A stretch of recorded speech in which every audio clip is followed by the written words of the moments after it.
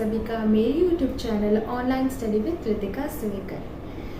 तो दोस्तों, ये जो वीडियो बना रही हूँ वह 4 महीने से भी ऊपर हो चुके हैं। मैंने कोई वीडियो नहीं बनाया था, तो मैंने सोचा कि ये वीडियो बनाती हूँ। और आज का जो मेरा वीडियो है वो कविता के ऊपर है। वह है राम की शक्ति पूजा, और जो है वो सूर्यकांत त्रिपाठी निराला जी की कविता है, जो प्रकाशित हुई थी 1936 में। तो दोस्तों, मैं वीडियो की शुरुआत करने से पहले एक बात कहना चाहूँगी। अगर अभी तक आपने सब्सक्राइब नहीं किया हो ना मेरे चैनल को, तो जल्दी जाओ सब्सक्राइब करो और साथ ही साथ बेल आइकन को दबाना ना भूलिएगा, ताकि मेरे आने वाली हर नई वीडियो की नोटिफिकेशन आपको मिलती रहे।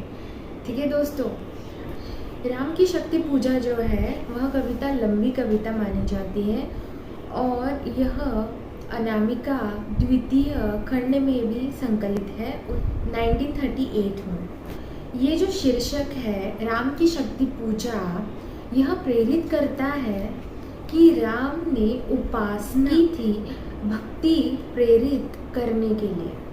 पहले ही दिन राम और रावण का युद्ध हो रहा था, और उसी पहले दिन में राम की जो सेना थी वह रावण से हार चुकी थी या फिर परास्त हो चुकी थी, क्योंकि रावण बहुत शक्तिशाली था।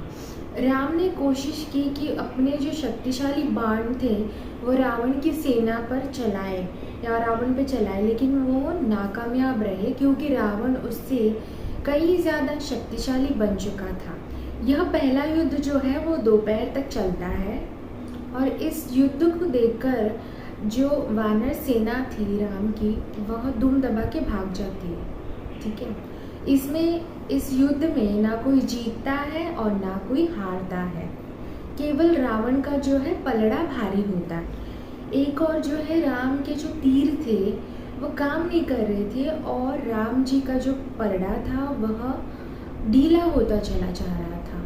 और दूसरी ओर जो थे रावण थे जो शक्तिशाली थे, और वह अपनी शक्तियों के ज़रिए अपना जो पलड़ा था वह वजनदार होता जा रहा था, और इस कारण जो है वह रावण राम और उनकी सेना पर जो है वह हावी हो रहा था। राम के हारे हुए मन पे जो है प्रकाश डालने का काम हनुमान जी करते हैं। हनुमान वीर योद्धा है, आपको तो पता ही है इसके बारे में।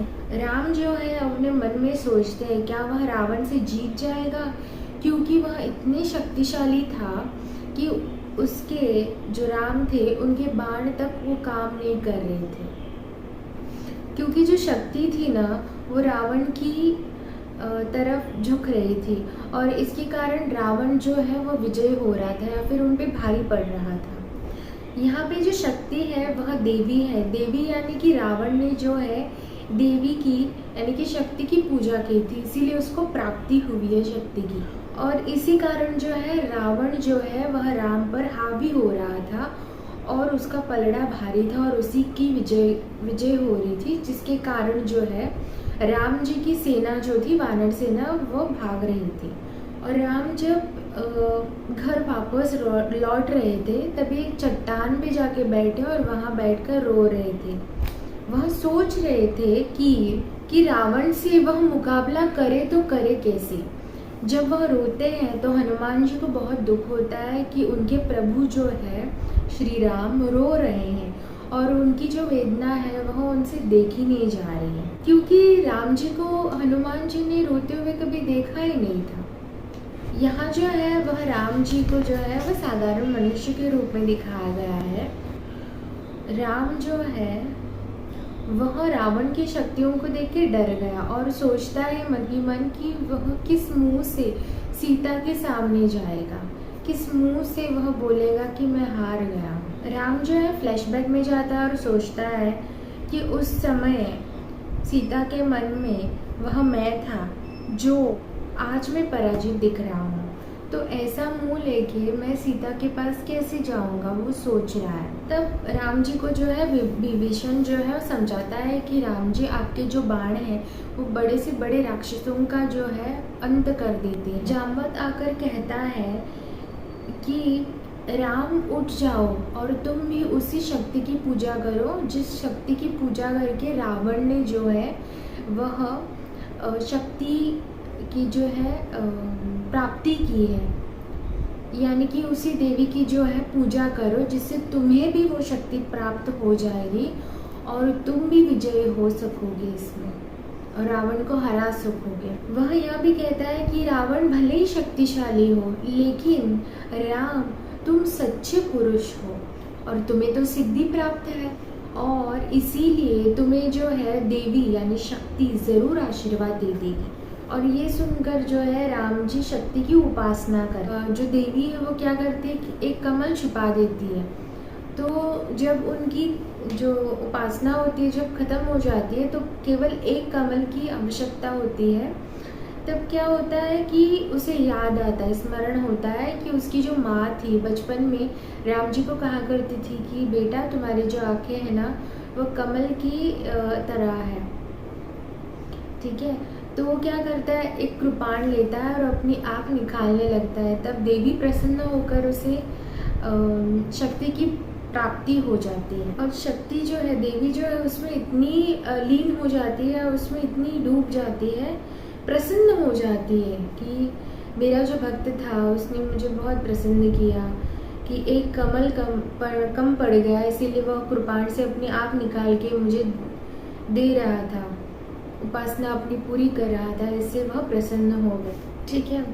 तो ये जो राम की शक्ति पूजा थी ना, वह तत्कालीन समय की भारत छोड़ो आंदोलन में जो है राम की शक्ति पूजा का बहुत या फिर काफ़ी उन्होंने प्रेरित किया था। और यह कालजयी कृति जो है वह हर युग में अपना प्रभाव छोड़ती है। और इसमें 3 प्रश्न दिखाए गए।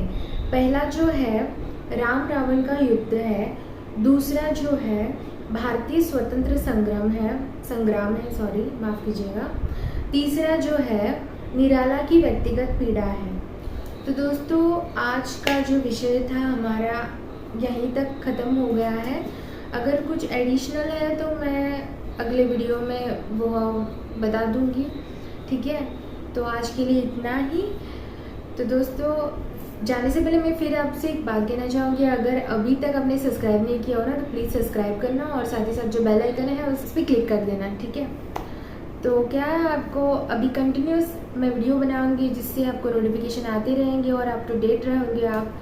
तो नेट सेट की एग्ज़ाम भी पास आ रही है तो आपको इससे बहुत मदद हो जाएगी। तो दोस्तों कीप सपोर्टिंग, कीप लविंग। धन्यवाद दोस्तों, मिलते हैं अगले वीडियो में।